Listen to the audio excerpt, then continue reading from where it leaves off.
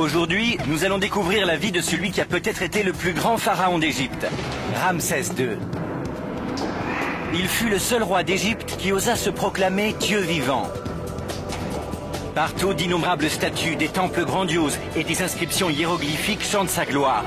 Et pourtant, par-delà la légende, l'homme demeure un mystère. Qu'est-ce qui l'a poussé à devenir le plus grand pharaon d'Égypte? Et comment y est-il parvenu? Pour le découvrir, je me ferai tailleur de pierre. Je déchiffrerai la propagande des pharaons et j'utiliserai les techniques les plus modernes pour savoir comment Ramsès avait amassé une fortune colossale. À la recherche de la vérité, attention! Je ne reculerai devant rien.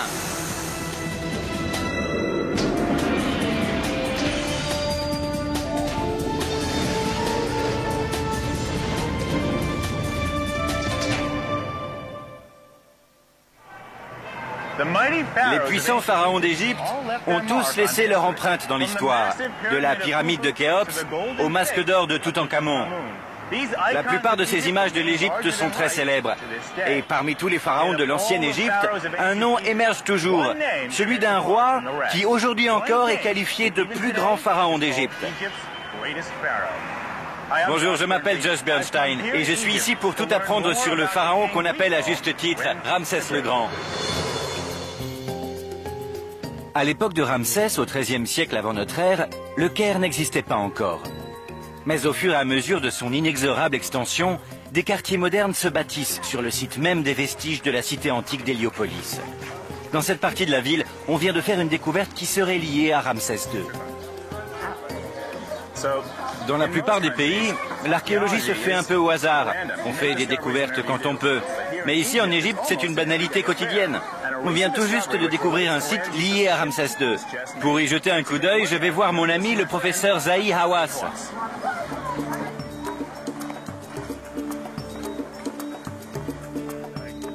Salut Josh, ça va? Bonjour professeur. Content de te voir. Cette fois, tu es sur la piste de Ramsès II. C'est ça.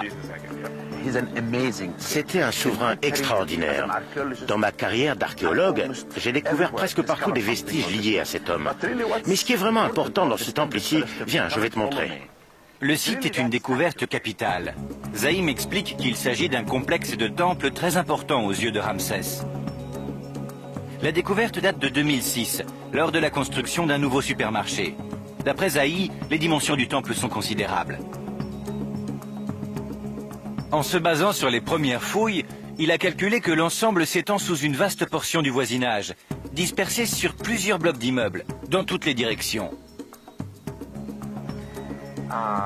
Devant l'un des blocs de pierre qui faisait partie de l'entrée du temple, je lui demande pourquoi Ramsès a une telle réputation. Qu'est-ce qui rend Ramsès II si intéressant? Je crois que c'est parce que sa vie est si pleine d'action. Partout, il a construit des choses uniques, des temples, des tombeaux, des statues. Zahi me raconte que Ramsès était un roi qui appelle les superlatifs.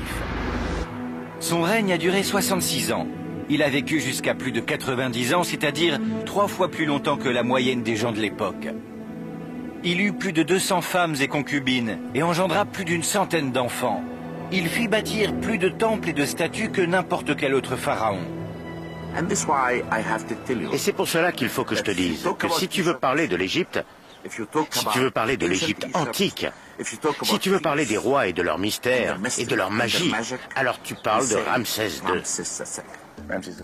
Zahi espère découvrir sur ce site de nouveaux faits qui éclaireront la vie et le règne de Ramsès II. Mais les fouilles viennent tout juste de débuter. Et pour mener à bien ces fouilles, il va falloir démolir tous les immeubles alentours. Ces fouilles vont continuer pendant des années. Et regarde le centre commercial. Ça, il va falloir qu'on le démolisse complètement. Parce que le temple s'étale peut-être là-dessous? Oui. Le gouvernement égyptien s'est lancé dans un vaste programme de relogement des résidents actuels. Peu d'hommes peuvent se vanter d'exercer une telle influence 3300 ans après leur mort. Mais la gloire de Ramsès n'est-elle basée que sur la légende? Ou bien était-il vraiment le plus grand pharaon d'Égypte? Il faudra des années de travail avant que cet ensemble de temples ne révèle tous ses secrets. Mais le plus étonnant finalement, c'est la somme d'informations déjà collectées en Égypte. La momie de Ramsès fut découverte vers 1880. Elle est maintenant conservée au musée égyptien du Caire et j'ai obtenu l'autorisation de lui rendre visite après la fermeture des portes. Une audience privée avec un pharaon, c'est un privilège rare. Bienvenue dans la salle royale des momies. On trouve ici une douzaine de souverains d'Égypte, et beaucoup d'entre eux sont de la famille de Ramsès. Voici son fils, Meremta. Ici, c'est son père, Séti Ier. Et voici l'homme que je suis venu voir. Peut-être le plus grand pharaon de tous, son Altesse royale, Ramsès II lui-même. C'est vraiment incroyable. 3300 ans après sa mort, Ramsès II semble plus présent que jamais. En voyant ses pommettes hautes et son nez busqué, on ne peut s'empêcher d'y lire son énergie et son ambition. Heureusement, la dépouille de Ramsès II n'est pas la seule chose qui nous reste de lui. Je fais les 700 km qui séparent le Caire de la fameuse vallée des rois. Je suis venu voir le célèbre temple funéraire de Ramsès, le Ramséum. J'ai rendez-vous avec l'égyptologue Peter Brand de l'université de Memphis qui va m'expliquer pourquoi Ramsès II est aussi connu sous le nom de Ramsès le Grand. C'est ça? C'est le Ramséum, où le culte de Ramsès a débuté. Et toutes ces statues ici, Ramsès, Ramsès, Ramsès... Partout on voit son nom et son image est plaquée sur tout. Le Ramséum, à l'origine, était le temple principal de Ramsès dans la vallée des rois. Autrefois, on l'appelait le château d'1 million d'années. Il pouvait recevoir plus de 20 000 personnes lors des cérémonies rituelles. Les cérémonies se tenaient en l'honneur de Ramsès, dont l'image est présente sur tous les murs. Comment se fait-il que Ramsès soit devenu le Grand? Il a bâti plus de monuments que n'importe quel autre souverain. Et il a inscrit son nom sur les monuments des autres, sur chaque temple, chaque statue, chaque obélisque qu'il a pu trouver. C'est pour ça qu'on trouve son nom partout en Égypte. Ambitieux. Ah oui, il était très ambitieux. Comme Zahi, Peter pense que Ramsès doit une grande partie de sa célébrité à sa frénésie de construction. Et pourtant, son intérêt pour l'architecture n'était en l'occurrence que secondaire. Certes, il a construit des temples et fait ériger des statues, mais il pensait surtout à bâtir sa propre légende. Il suivait de près les projets de construction et vérifiait que ses goûts étaient respectés. Comme tous les pharaons, il prenait un grand intérêt à ses projets de construction. Il les contrôlait de bout en bout. Il jouait un rôle actif dans la conception? Oh, absolument. Et ses efforts pour ne pas être oubliés furent couronnés de succès. Les anciens Grecs connaissaient l'existence de Ramsès. C'est comme ça que les égyptologues ont su qu'il avait existé avant même de pouvoir déchiffrer son nom.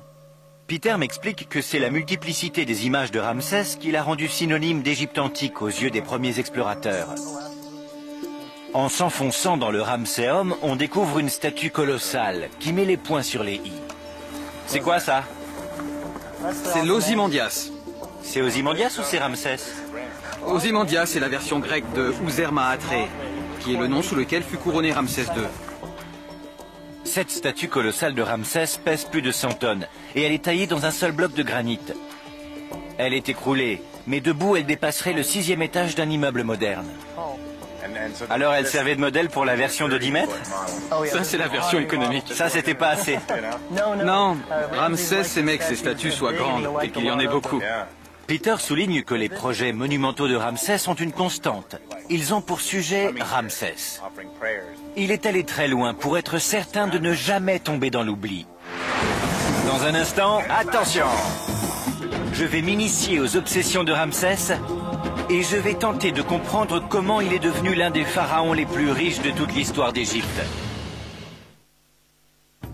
Je suis venu en Égypte afin d'en apprendre un peu plus sur Ramsès II et vérifier si l'homme était bien à la hauteur de sa légende. J'ai vu sa dépouille mortelle au musée égyptien du Caire. Et j'ai visité le temple qui lui est consacré dans la célèbre vallée des rois. Je me dirige maintenant au sud, vers la ville d'Assouan et les carrières de granit du pharaon, pour apprendre comment il a laissé sa trace dans la pierre. Danny Roy, un spécialiste de la taille de pierre, m'attend dans une carrière d'Assouan pour me montrer comment les artisans de Ramsès lui érigeaient des statues à partir de blocs de granit. Le granit d'Assouan a toujours été renommé pour sa dureté et ses couleurs. La plupart des statues colossales et des obélisques égyptiens est sortie de ces carrières. Alors même Ramsès a utilisé le granit d'ici? Oui, il en a pris. Et beaucoup. Danny m'emmène voir l'une des sculptures les plus impressionnantes d'Égypte. encore que celle-ci n'ait jamais été finie. Cet obélisque aurait été encore plus haut qu'Ozymandias. Il mesure plus de 40 mètres de long et pèse environ 1300 tonnes. Sa taille a été abandonnée quand les artisans ont découvert presque au dernier moment la présence d'une faille dans la pierre. Ce n'est pas Ramsès qui avait commandé cet obélisque, mais ses artisans auraient procédé de la même manière.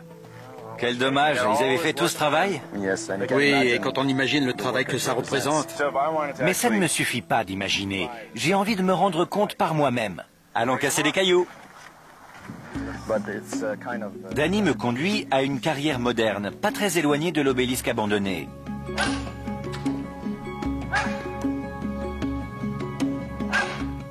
Il a préparé un test comparatif pour que je me rende bien compte de la quantité de travail dont nous parlons. D'abord, les outils modernes. Je vais vous montrer la méthode moderne. Danny a étalé les outils modernes utilisés pour tailler et polir la pierre des dessus de cheminée ou des comptoirs de cuisine. Apprenez-moi, maître. Nous débutons avec une boucharde à pointe. C'est un outil à polir qui donne des surfaces lisses, comme celles de l'Ozymandias et des obélisques.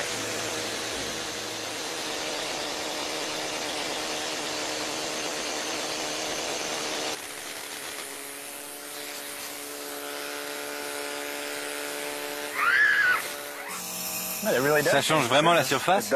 Oh oui, ça aplatit tout. Je peux essayer? Bien sûr, allez-y. Merci. Attention! Attention à la boucharde!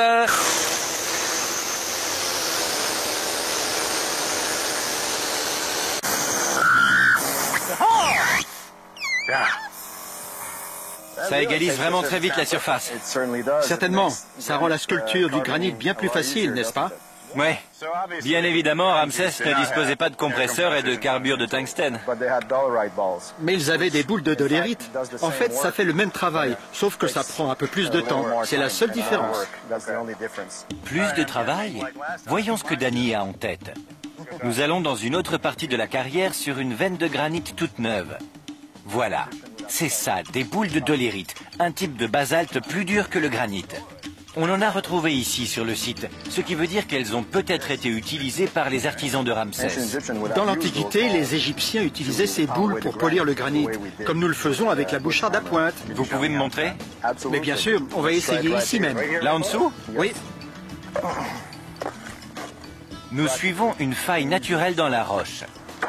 Dans l'Antiquité, c'est ainsi que les ouvriers des carrières débutaient, le long d'une faille, afin de dégager de la veine rocheuse une statue colossale ou un obélisque. Après 20 minutes d'un dur labeur, les boules de dolérite ne nous ont permis de faire voler que quelques éclats de granit. Ramsès a élevé des milliers de monuments en granit, la plupart pesant des centaines de tonnes. Alors comment a-t-on pu ériger des statues comme l'Ozymandias avec de pareilles techniques? Et combien de temps a-t-il fallu? Alors voilà, je fais des dégâts importants. Ça c'est vrai. Mais s'il fallait que je fasse un obélisque ou un pilier ou un sphinx ou n'importe quoi de grand et costaud, le pharaon ne serait pas content de moi. Danny m'explique que le travail allait beaucoup plus vite que je le crois. Le pharaon de la 18e dynastie, la reine Hatshepsut, se vantait d'avoir fait ériger un obélisque en 7 mois seulement. La solution, c'est beaucoup de main-d'œuvre. Les carrières employaient des centaines d'ouvriers qui travaillaient tous le long de la même faille. Mais comme sous le soleil ardent de la Haute-Égypte, le travail était très pénible, les équipes étaient renouvelées fréquemment. En clair, des milliers de gens travaillaient à tour de rôle dans les carrières. En quoi le travail demandé par Ramsès II diffère-t-il de celui des autres pharaons?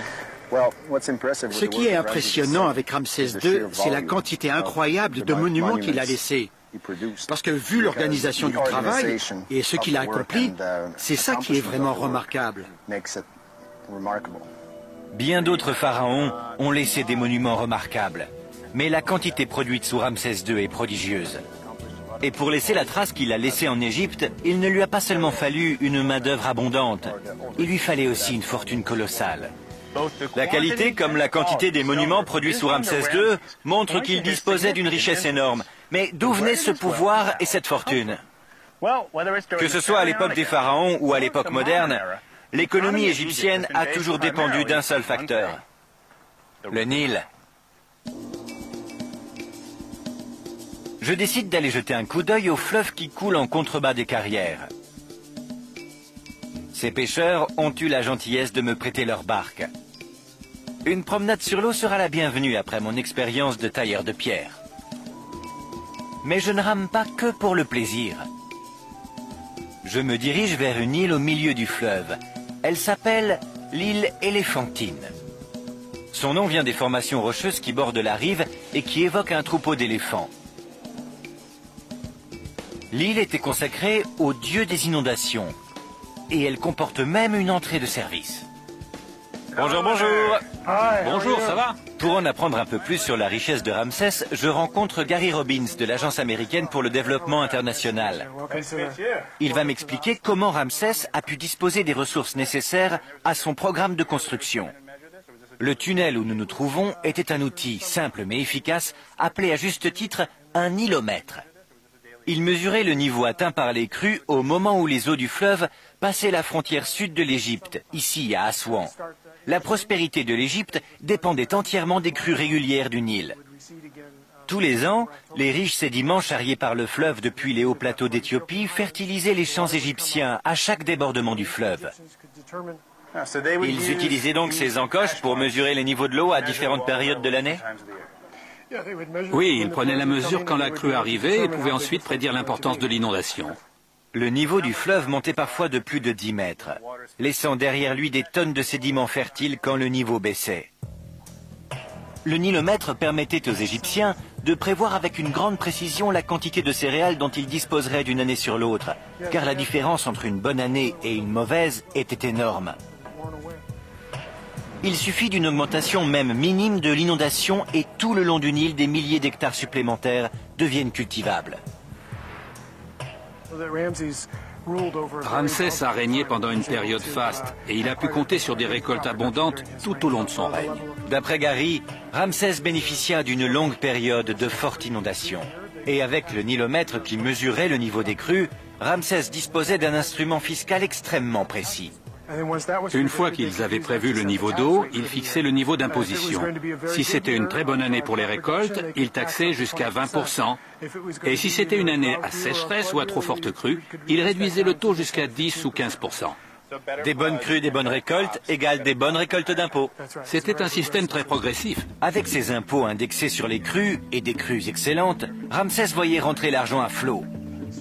Gary ajoute que le système de Ramsès fonctionnait grâce à autre chose que des impôts astucieusement calculés. Ramsès bénéficia d'une innovation technologique qui révolutionna l'agriculture égyptienne.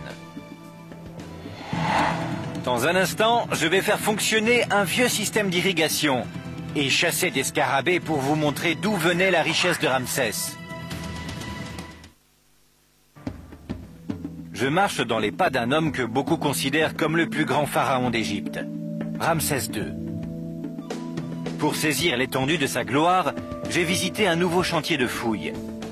Un temple à sa gloire, au cœur du Caire. J'ai vu les monuments grandioses de la vallée des rois. J'ai observé le nilomètre à Assouan et j'ai appris comment les crues régulières du Nil alimentaient l'économie égyptienne. Je suis maintenant dans la vallée du Nil pour comprendre comment Ramsès a transformé toute cette eau en or.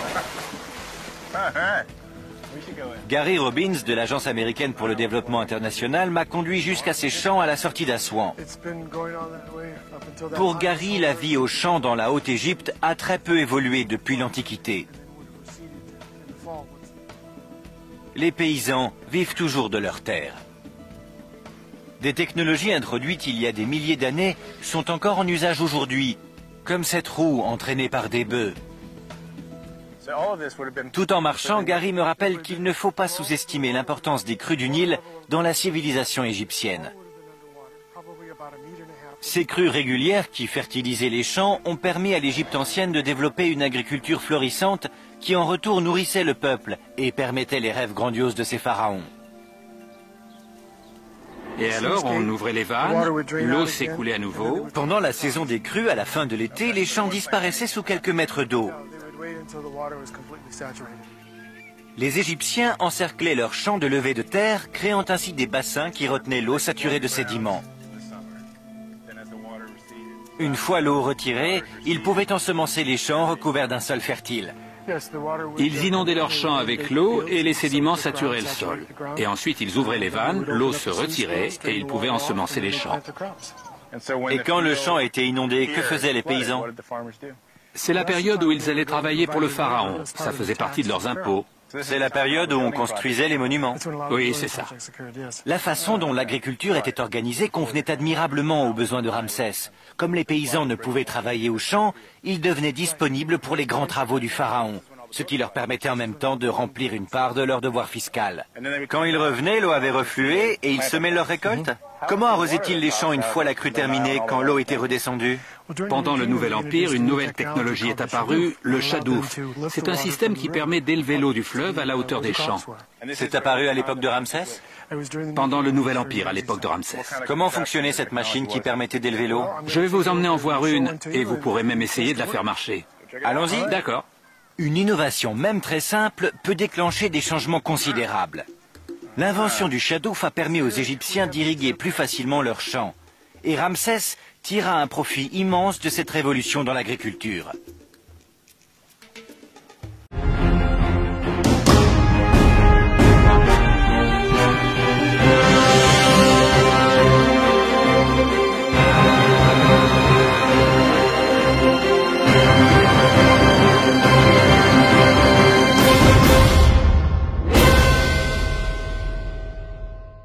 En gros, c'est un contrepoids qui aide à remonter l'eau.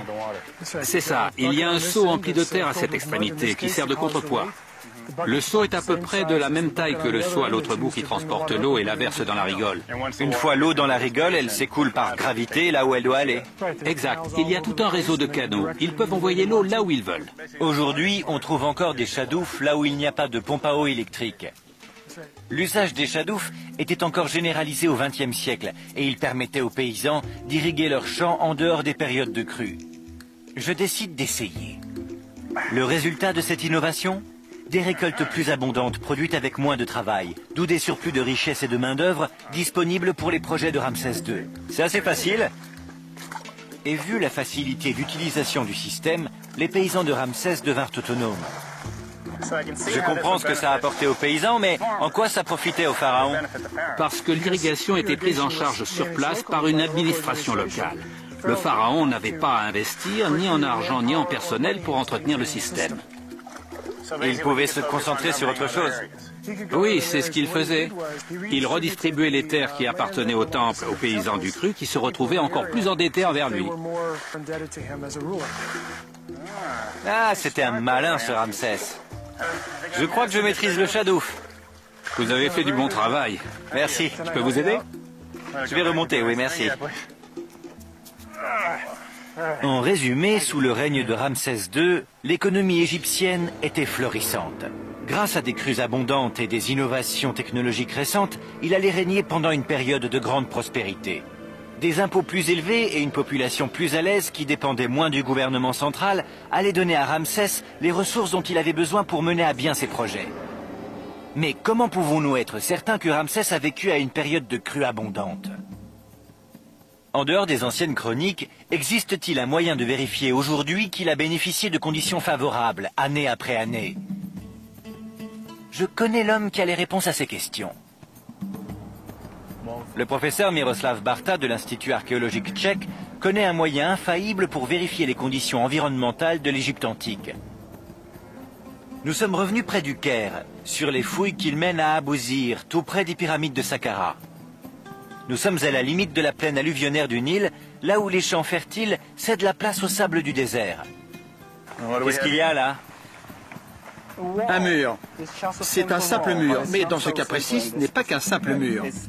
Miroslav affirme que ce mur de briques a plus de 4500 ans. En observant la paille encore emprisonnée dans la boue séchée, il peut déterminer les conditions environnementales à l'époque de la fabrication des briques. En gros, ces briques de boue séchée sont des témoins de leur temps. Exactement. Mais Miroslav a mis au point une méthode plus dynamique pour déterminer les conditions climatiques de l'époque. Et c'est une chose à laquelle je n'aurais jamais pensé.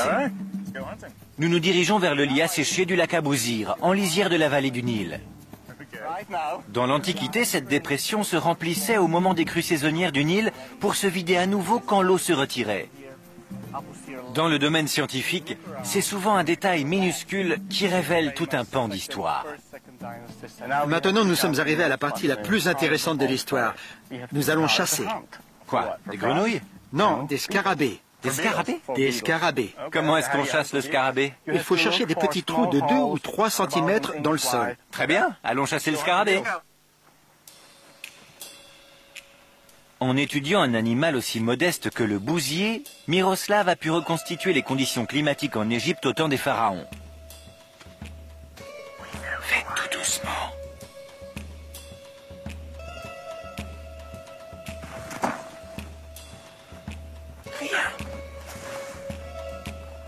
J'en ai un ici. Oui? Oui. Vous voyez? C'est un trou typique. Il y a quelque chose qui bouge. C'est ça qu'on cherche? Exactement, c'est un de ceux-là. C'est quel genre de scarabée? C'est un bousier. C'est l'une des variétés de l'espèce. En observant différentes espèces qu'on a découvertes ici ces dernières années, on peut déterminer les différences de l'environnement qui existait ici. C'est la même chose que les archéologues qui étudient la paille dans la boue des briques pour déterminer l'environnement d'alors. Vous faites ça avec les scarabées? Oui, mais pour vous montrer ça en détail, il faut qu'on aille dans mon laboratoire. Je remets ce gars-là dans le sable. Et on part au labo. Salut, bonhomme. Miroslav m'amène à son laboratoire où il conserve des scarabées qu'il a découverts dans les tombeaux d'Abousir. Comme les tombeaux étaient scellés quand il les a découverts, on sait qu'à l'intérieur, les conditions sont restées les mêmes pendant des milliers d'années. Des fragments de scarabées en provenance de chaque tombe ont été placés sous des plaques de verre. Chaque échantillon examiné au microscope révèle des informations inestimables sur les conditions environnementales de son époque. Qu'est-ce que je vois là? Une aile. Une aile. Un fragment d'aile. Pour moi, ça a l'air d'être une aile, c'est ça? C'est juste une aile. Oui, une aile. Je ne pourrais rien vous en dire de plus. Mais un spécialiste pourrait dire, ce n'est pas une aile, c'est un fragment de tel et tel scarabée. Et alors vous pouvez dire, si cette espèce était là à tel moment, alors on sait que telle condition environnementale devait exister à ce moment-là. C'est la conclusion. Ça, c'est impressionnant. Par exemple, ce scarabée. Certains scarabées apparaissent dans des conditions humides, tandis que d'autres apparaissent dans des environnements secs et salés. Par exemple, le scarabée que nous avons trouvé dans le sol asséché du lac d'Abousir n'aurait pas été là en période de crue. Pour revenir à ma question sur Ramsès II, les recherches de Miroslav montrent que les apparitions de différentes sortes de scarabées coïncident exactement avec les témoignages sur les crues conservées par les anciens Égyptiens. Les sciences exactes confirment l'histoire des pharaons. Ce travail corrobore aussi l'observation de Gary, selon laquelle les crues abondantes avaient fait de Ramsès un roi richissime. Cette richesse lui a fourni la main-d'œuvre considérable qui lui permit de ne pas tomber dans l'oubli et de construire sa propre légende. Maintenant que j'ai une assez bonne compréhension du comment, je me demande pourquoi. Qu'est-ce qui a poussé Ramsès II à vouloir être le plus grand pharaon de tous les temps? Waouh, c'est audacieux, non? Pour vérifier si Ramsès II était bien le plus grand pharaon d'Égypte, j'ai visité des fouilles au Caire, des carrières de granit à Assouan et les champs fertiles de la vallée du Nil. J'ai appris comment il a bâti des centaines de monuments à travers tout le pays et grâce à quelques scarabées et un chadouf, comment il a profité des crues du Nil pour amasser une immense fortune. C'est assez facile. Mais qu'est-ce qui nourrissait l'ambition sans limite de Ramsès II? Je me rends sur le site d'Abydos, à 500 km au sud du Caire, en Moyenne-Égypte. Dans l'Antiquité, c'était l'un des sites les plus sacrés du pays. C'est ici que le père de Ramsès, Séti Ier, a érigé un temple qui fournit bien des indices sur les raisons qui poussèrent Ramsès à laisser un tel héritage. Je retrouve Peter Brand de l'université de Memphis qui va me servir de guide. La dynastie de Ramsès II a une histoire qui aurait pu être écrite par William Shakespeare. Il faut bien comprendre que la 19e dynastie n'était pas de sang royal. C'était une famille de militaires qui a accédé au trône avec le père de Séti Ier. Peter insiste sur le fait que Ramsès et son père étaient des roturiers. Leur jeune dynastie est parvenue au trône par la voie militaire, et non pas par le palais ou le temple. Et en tant que chef d'une famille régnante qui n'avait pas le statut royal par le sang, Séti avait beaucoup à prouver. Pour établir sa légitimité, Séti se lança dans un vaste programme de construction de temples que Ramsès poussera ensuite à son paroxysme. Donc Séti se représente parmi les dieux afin de valoriser sa propre image. L'objectif ici, c'est de montrer que Séti est le roi légitime de l'Égypte, qu'il vénère les dieux. Il leur construit des monuments et en retour, il le confirme comme le véritable roi d'Égypte. Séti prépara soigneusement Ramsès à sa future fonction. Il l'emmena avec lui dans ses expéditions militaires. Il lui enseigna la tactique et la stratégie.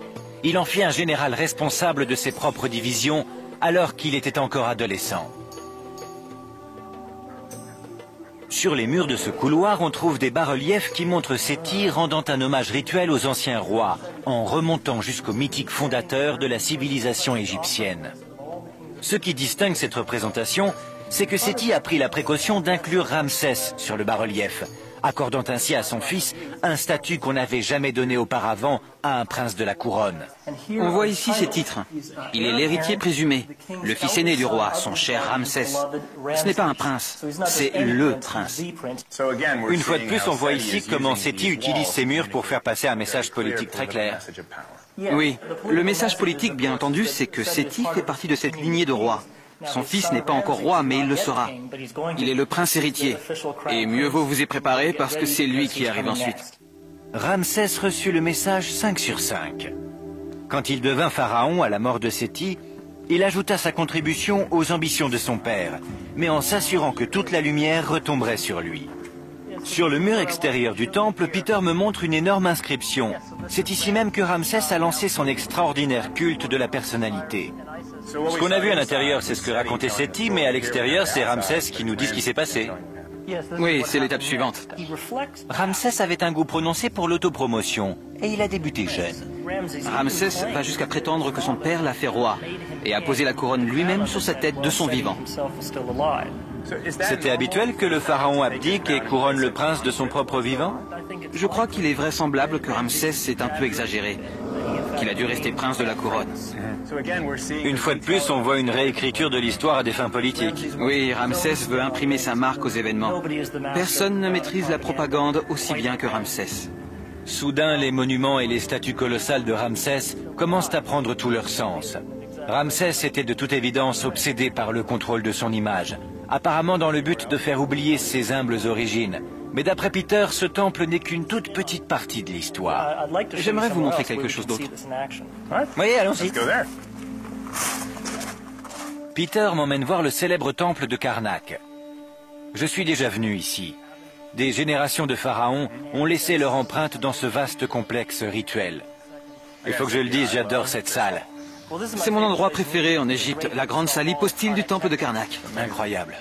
Les travaux furent commencés par Séti, mais c'est Ramsès qui les termina.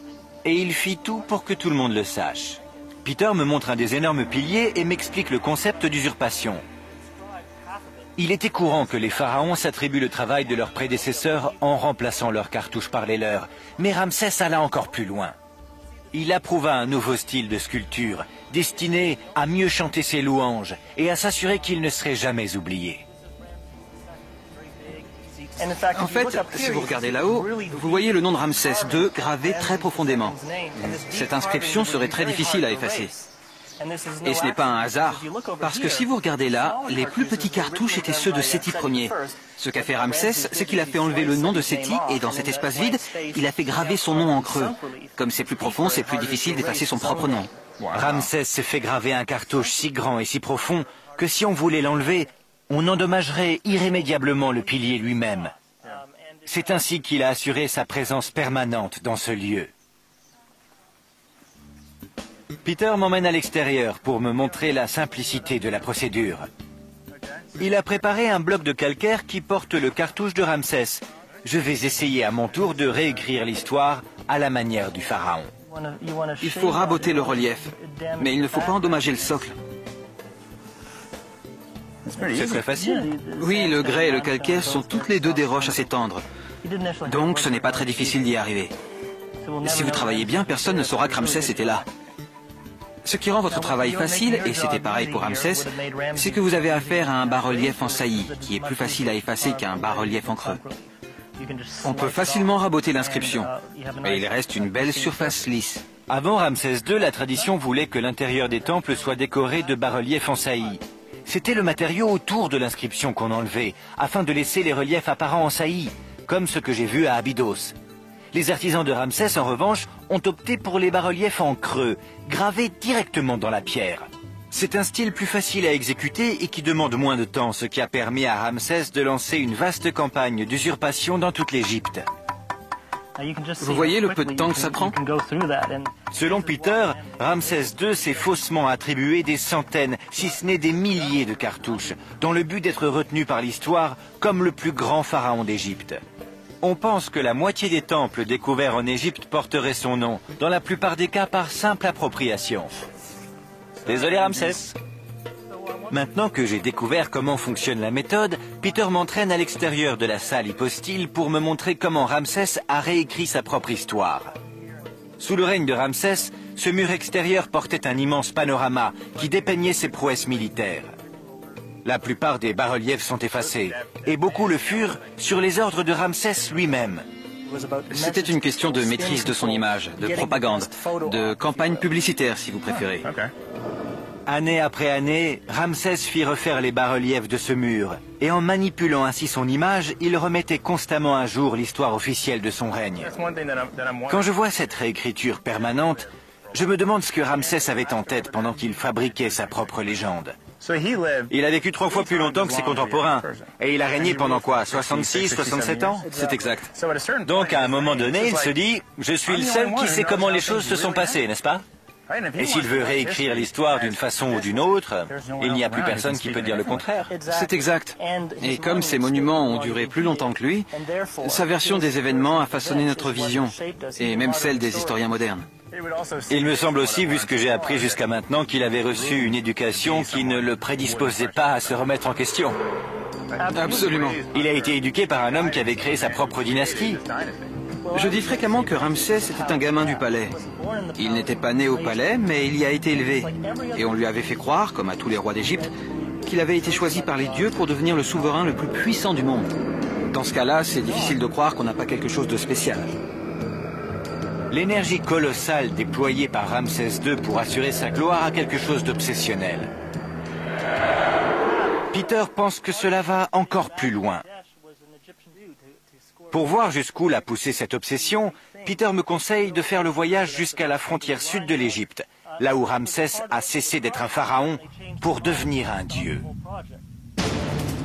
Dans un instant, je vais visiter le chef-d'œuvre de Ramsès. Je vais constater jusqu'où il a été pour devenir le plus grand pharaon d'Égypte.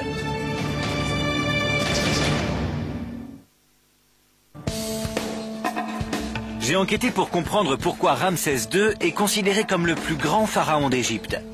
J'ai appris qu'il a régné pendant 66 ans et qu'il était déjà célèbre dans l'Antiquité pour avoir bâti des monuments colossaux qui, aujourd'hui encore, provoquent notre admiration.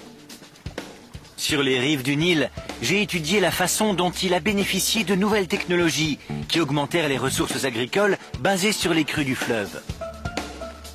À Abydos, j'ai appris comment sa position au palais et l'éducation qu'il y reçut poussèrent Ramsès à surpasser les réalisations de tous les autres pharaons avant lui. J'ai vu la force de sa volonté se manifester dans le célèbre temple de Karnak. Je me dirige maintenant vers le sud du pays, une région désolée, à moins de 50 km de la frontière du Soudan. Je vais découvrir le chef-d'œuvre de Ramsès II et comprendre ce qui a fait de lui le plus grand pharaon d'Égypte. De nos jours, on ne s'intéresse pas beaucoup à cette région. Mais à l'époque de Ramsès, cette province était une des clés de sa réussite. Et c'est ici qu'il a laissé son ultime déclaration politique, en construisant ce que beaucoup considèrent comme son chef-d'œuvre. C'est le temple d'Abou Simbel. Ici, les ambitions de Ramsès se montrent sans détour. C'est la manifestation de son ego taillé dans le roc. Pour me servir de guide, le professeur Melinda Hartwig de l'Université américaine du Caire et de l'Université de l'État de Géorgie. C'est ça? C'est ça. C'est Abou Simbel. Et ce que nous regardons, ce sont 4 statues colossales de Ramsès II. C'est incroyable. C'est extraordinaire. Ce temple magnifique a été taillé à même la roche et s'enfonce profondément au cœur de la falaise. 4 statues colossales de Ramsès II encadrent l'entrée. Chacune fait plus de 20 mètres de haut. C'est une vision inoubliable. On ne peut pas imaginer un visiteur découvrant Abou Simbel qui ne serait pas immédiatement convaincu que son bâtisseur est le plus grand souverain que le monde ait connu. C'est un site important pour l'étude de Ramsès. C'est un site idéal pour l'étude de Ramsès car il résume tous les aspects du personnage. On a Ramsès le bâtisseur de monuments, on a Ramsès le chef de dynastie, et à l'intérieur, on verra la bataille de Kadesh qui le montre comme un valeureux guerrier. Allons voir ça? Allons-y.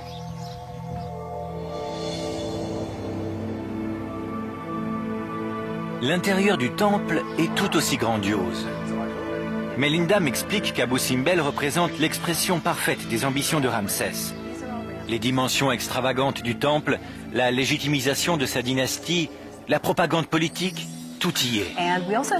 Il y a aussi d'autres scènes représentées sur les murs de la première chambre, parfaitement emblématiques de la personnalité de Ramsès. Melinda m'emmène les voir. Ici, on trouve des représentations de la puissance militaire de Ramsès. Là-haut, on voit l'image de Ramsès. Ces panneaux représentent des scènes semblables à celles que j'ai vues à Karnak. Les bas-reliefs décrivent les batailles sanglantes et les ennemis humiliés écrasés à ses pieds. Ramsès est dépeint comme un puissant guerrier qui veille à la sécurité de l'Égypte. Juste en dessous des images de ses exploits militaires, Ramsès a fait représenter le même motif que son père Séti Ier à Abydos. Il nous montre plusieurs de ses fils, parés de tous leurs titres honorifiques. Comme son père avant lui, Ramsès présente ses descendants comme ses héritiers légitimes aux yeux du peuple et des prêtres. Il les positionne comme les seuls à même de poursuivre son œuvre. Quand on rentre, on voit Ramsès le pharaon et ici Ramsès le guerrier. Absolument. Jusqu'ici, pas grand-chose de neuf. Melinda m'a montré la même propagande qu'ailleurs. Mais ce qu'elle m'emmène voir ensuite va me révéler un tout autre visage de Ramsès. Un visage divin. Nous arrivons au bout du temple. Nous pénétrons dans une alcôve au fond du temple. 4 statues des principaux dieux égyptiens y sont alignées, dans l'attente de leurs adorateurs. En partant de la gauche, on trouve Thoth, il y a ensuite Amon. Et ici, tout à fait à droite, Ra-Horakhti. Mais si vous faites attention, vous remarquerez que le personnage inséré entre Amon et Ra-Horakhti, c'est Ramsès II.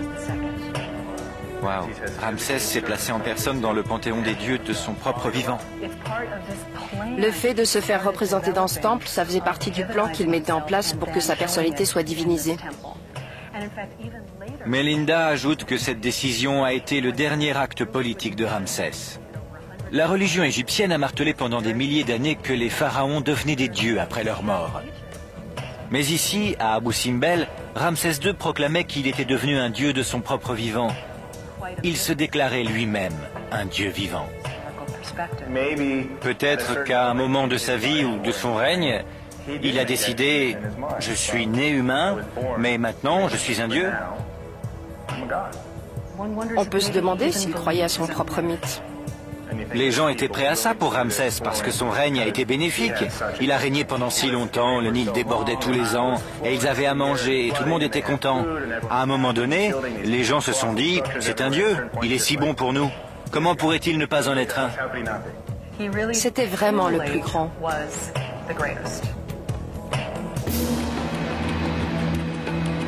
Zahi Hawass me dit que Ramsès II est le mystère et la gloire de l'Égypte ancienne.